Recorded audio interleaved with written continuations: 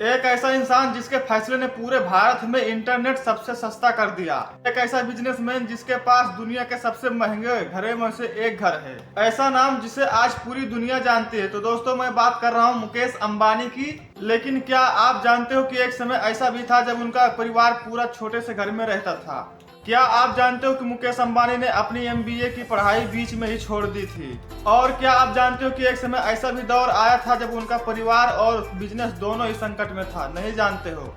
आज इस वीडियो में हम जानेंगे मुकेश अंबानी की पूरी कहानी, उनके बचपन, संघर्ष, असफलताओं, बड़े फैसले और उस सफर के बारे में जिसने उन्हें भारत का सबसे बड़ा बिजनेसमैन बना दिया। इसलिए वीडियो को आखिर तक देखिए। इस वीडियो में आपको एक बड़ा सबक मिलने वाला है। साल 1957 अप्रैल को मुकेश अंबानी का जन्म हुआ था। उनके पिता धीरू भाई अंबानी उस समय एक पेट्रोल पंप और एक ट्रेडिंग कंपनी में नौकरी करते थे। धीरू भाई अंबानी का सपना था कि वो अपना खुद का बिजनेस चालू करें, इसीलिए अपना सपना पूरा करने के लिए वो भारत लौट आए। मुंबई आने के बाद बहुत साधारण परिस्थितियों में रहते थे। उनका परिवार बहुत छोटा सा घर में रहता था। आज भले ही मुकेश अंबानी अरबों के मालिक हैं, लेकिन बचपन में उन्होंने भी गरीबी और संघर्ष की जिंदगी देखी है। मुकेश अंबानी बचपन से ही शांत और समझदार स्वभाव के थे।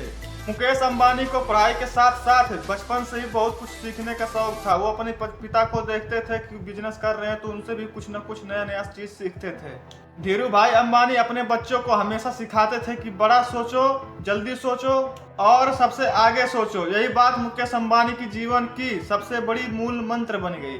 मुकेश अंबानी ने केमिकल इंजीनियरिंग की पढ़ाई पूरी की। के बाद अमेरिका यूनिवर्सिटी में एमबीए करने गए। लेकिन धीरू भाई अंबानी ने उस समय उन्हें भारत वापस बुलाया। उस समय रिलायंस तेजी से बढ़ रही थी और धीरू भाई को अपने बेटे की जरूरत थी। मुकेश अंबानी अपनी पढ़ाई बीच में ही छोड़ दी। वो भारत वापस लौट आए। बहुत लोग इस फैसले को गलत मानते थे, लेकिन आगे चलकर यही फैसला उनकी जिंदगी का सबसे बड़ा मोड़ साबित हुआ। भारत लौटने के बाद मुकेश अंबानी ने रिलायंस में पूरी तरह मेहनत के साथ काम शुरू किया। उन्होंने टेक्सटाइल बिजनेस से आगे बढ़कर पेट्रोकेमिकल्स और रिफाइनिंग सेक्टर में कंपनी को बहुत बड़ा मजबूत बनाया। की सबसे बड़ी उपलब्धियों में से एक थी जामनगर रिफाइनरी। जब ये रिफाइनरी बनी तो दुनिया के सबसे बड़ी रिफाइनरी में गिनी जाने लगी। इस प्रोजेक्ट ने रिलायंस को बहुत बड़ी ऊंचाई पर पहुंचा दिया।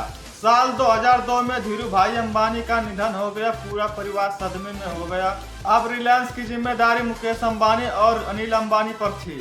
कुछ सालों तक ठीक चला, लेकिन फिर दोनों भाइयों के बाद में भेदभाव होने लगा। मीडिया में खबरें में आने लगी कि अंबानी परिवार टूट सकता है। आखिरकार 2005 में रिलायंस का बंटवारा हो गया। मुकेश अंबानी को रिलायंस कंपनी मिली और अनिल अंबानी को अन्य कंपनी मिली। लेकिन यह समय एक मुकेश अंबानी के लिए बहुत बड़ी चुनौती था। लेकिन उन्होंने हार मानने के बजाय और ज्यादा मेहनत की। साल 2016 में मुकेश अंबानी एक ऐसा फैसला लिया कि जिसने पूरा देश बदल दिया। उन्होंने रिलायंस जियो लॉन्च किया। उस समय इंटरनेट बहुत महंगा था। जियो ने मुफ्तकालीन और बेहद सस्ता इंटरनेट दिया। शुरुआत में कई लोगों ने कहा कि यह बिजनेस मॉडल नहीं चलेगा, लेकिन मुकेश अंबानी को अपने बिजनेस पर भरोसा था। कुछ ही वर्षों में भारत की जियो सबसे बड़ी टेलीकॉम कंपनी बन गई। आज करोड़ों लोग उसको यूज करते हैं। जियो की सफलता के बाद मुकेश अंबानी ने रिटेल सेक्टर पर ध्यान दिया।